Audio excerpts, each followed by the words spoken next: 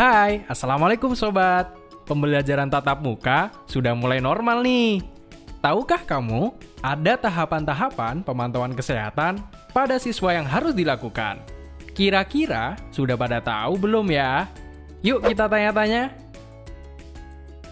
Kalau tahapan dari pemantauan siswa dari awal dari depan itu yang pasti termogan sudah dipasang dan juga sudah ada termogan yang di tangan juga sudah ada. Terus cuci tangan juga sudah. Terus ada pemeriksaan kalau misalnya ada suhu badan atau ada gejala-gejala yang mungkin kurang sehat, itu langsung kita sendirikan di ruang yang kami sediakan. Pertama, kalau masuk sekolah harus cek suhu, cuci tangan, dan kita lihat nanti ada tulisan-tulisan tertentu dari pihak sekolahan yang harus kalau dia mengatakan sakit tulis ya, kalau enggak, kalau iya dia suruh pulang. Pemantauan kesehatan siswa ketika masuk ke dalam area sekolah dicek suhu terlebih dahulu.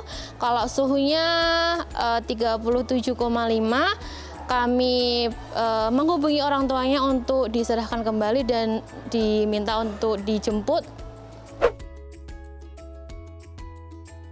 Kalau suhu normal yang sudah disepakati itu kisaran 36 ya, 36 sampai 36,5 lah. Kalau sampai 37 ke atas itu masih nanti akan kita sendirikan. Kalau kami memilih suhu yang aman ya 37 derajat itu ya. Biasanya kami 37 derajat atau toleransi 37,4. Ketentuan suhu maksimal untuk yang sehat 37,5 derajat.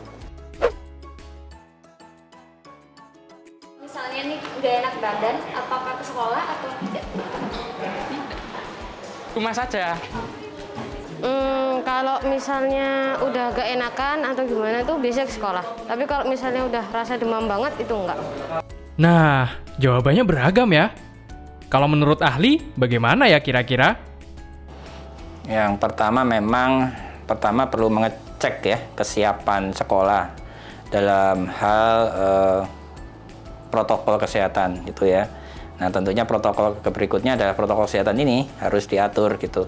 Salah satu protokol kesehatan adalah sebelum memulai kegiatan pembelajaran harus melalui tahap screening ya. Screening itu bisa dua, screening subjektif sama objektif gitu ya. Kalau yang subjektif biasanya mengisi form gitu, apakah ada gejala, kemudian apakah ada kontak erat dengan keluarga yang positif sebelumnya. Nah itu harus diisi gitu ya.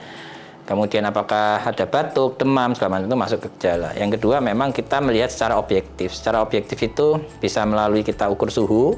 Kemudian ya berikutnya dalam mengecek persiapan protokol kesehatan ini juga sekolah harus melakukan pemantauan gitu. Misal protokol kesehatan, apakah pengecekan suhu itu berjalan dengan baik gitu ya. Apakah semua anak tertib ya memakai masker gitu. Apakah guru-gurunya juga tertib ya memakai masker, seringkali itu muridnya sudah tertib gitu ya. Gurunya ini yang nakal nih gitu ya. Gurunya yang nggak lepas masker gitu ya pada beberapa kasus gitu ya. Jadi memang ini pemantauan pelaksanaan protokol kesehatan itu yang harus dilakukan. Kemudian juga setelah melakukan kesiapan pemantauan protokol kesehatan terkait dengan ventilasi, masker, jaga jarak gitu ya.